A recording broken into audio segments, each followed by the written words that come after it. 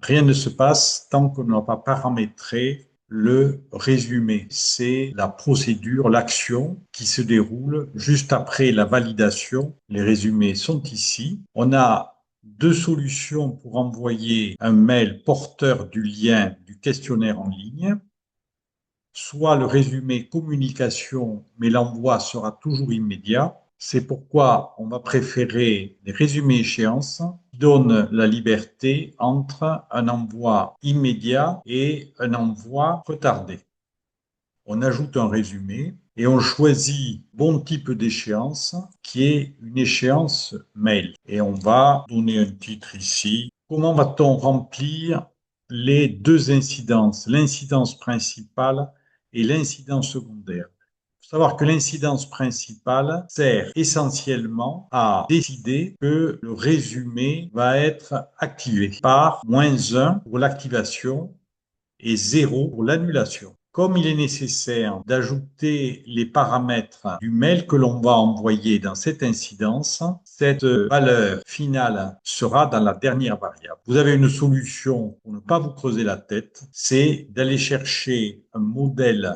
Il faut appeler LED en appuyant sur la touche F1. Et dans les résumés échéances, on choisit l'échéance mail SMS. Et l'on peut utiliser un modèle d'échéance que l'on a placé ici. Vous avez les explications là, à savoir que cette échéance principale va permettre, par sa dernière variable, qui donne toujours la valeur générale de cette incidence, on va pouvoir confirmer l'activation de ce résumé ou au contraire son annulation.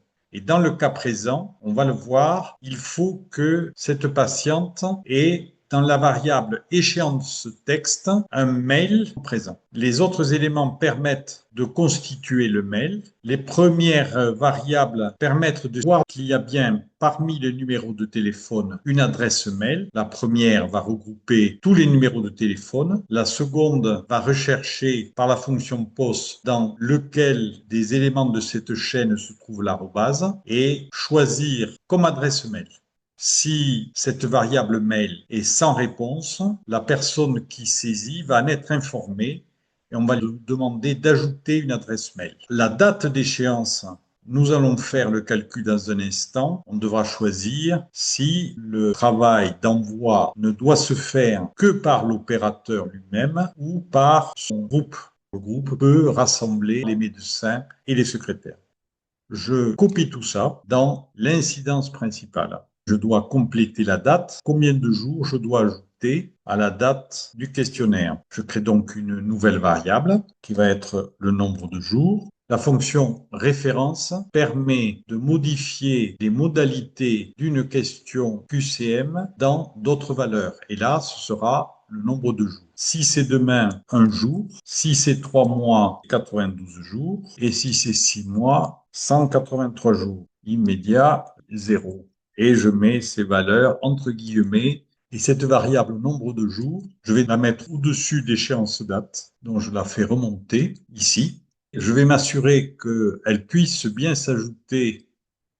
C'est une fonction date add. Je veux ajouter des jours. C'est D que je dois utiliser. Là, ce sera la variable que je suis en train de calculer.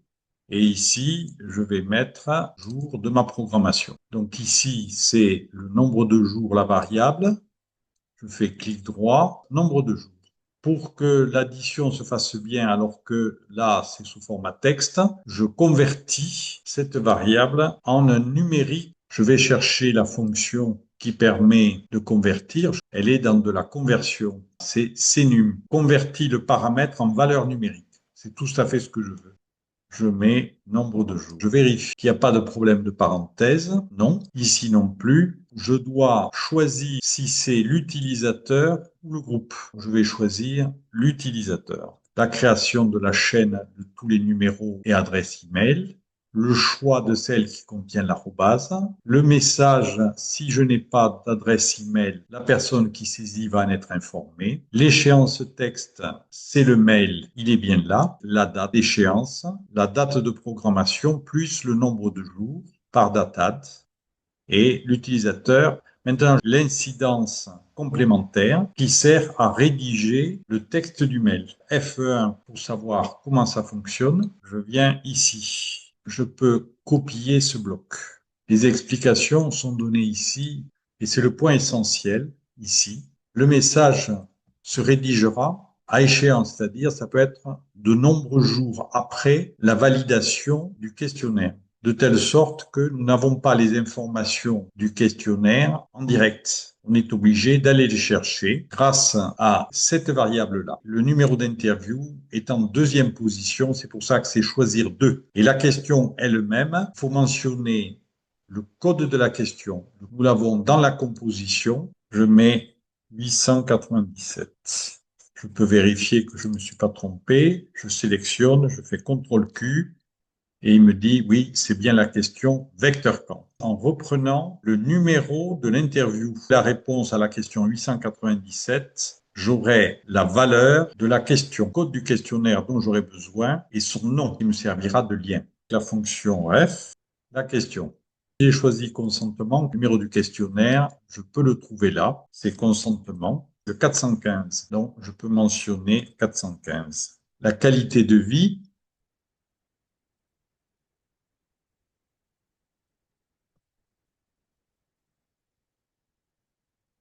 qualité de vie, c'est 102.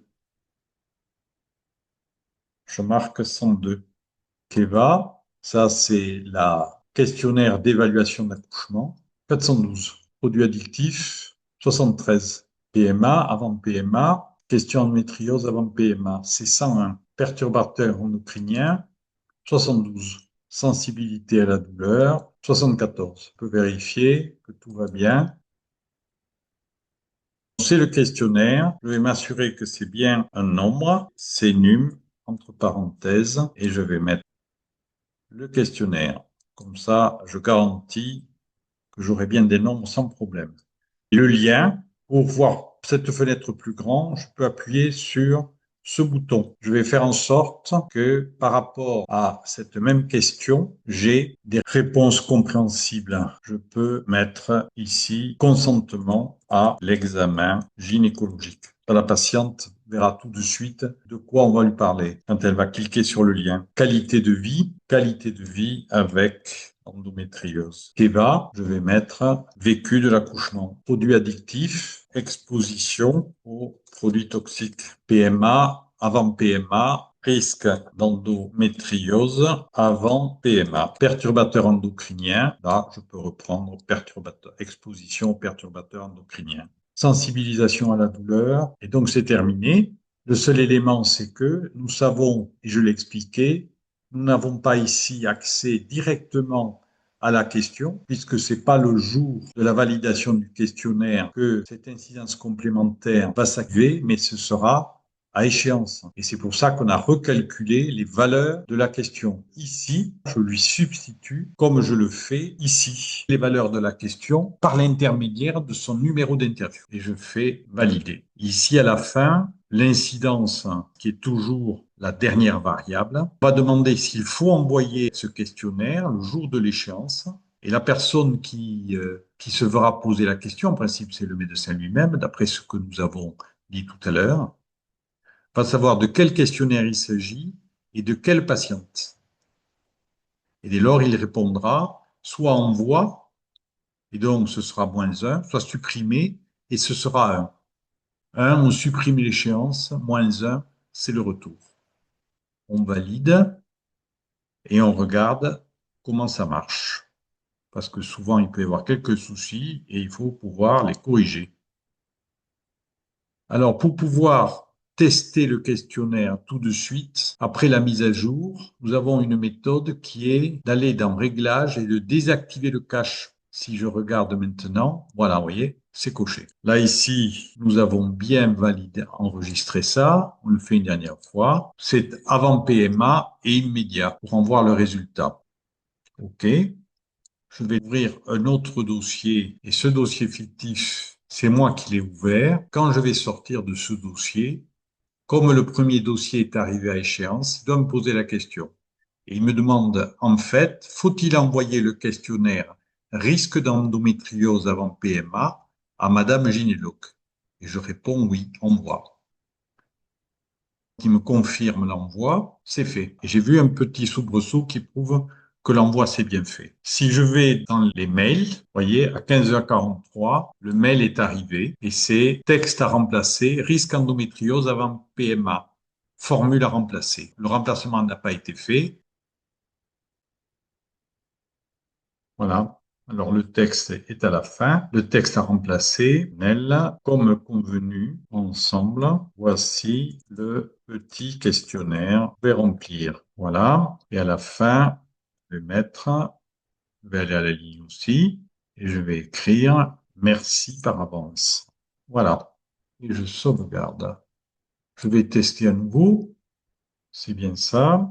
Voilà. Je vais encore une fois récupérer un autre dossier. Je vais en sortir. Il me demande de confirmer l'envoi. Ce que je fais, oui. Et je vais chercher mes mails. Voilà, il est bien arrivé à... Voilà. Donc, je vois que ceci est mieux. Bien que ce soit imparfait, je vois qu'il y a une petite erreur là. Je vais corriger tout de suite. Questionnaire. Quand il y a comme ça deux, c'est qu'il manque un et. Ça veut dire que ici, voilà, là, il manque un et. Après le retour chariot, je l'ai mis. Là, il y était bien. Parfait. Donc, je valide. Je reteste à nouveau. On va changer pour qu'il n'y ait pas de confusion. On va mettre produit addictif. Et donc, on va sortir du dossier qui va faire l'envoi. C'est quand je regarde dans mes mails. Voilà, et là maintenant, c'est bien mieux. Et donc là, le questionnaire apparaît et je peux le remplir.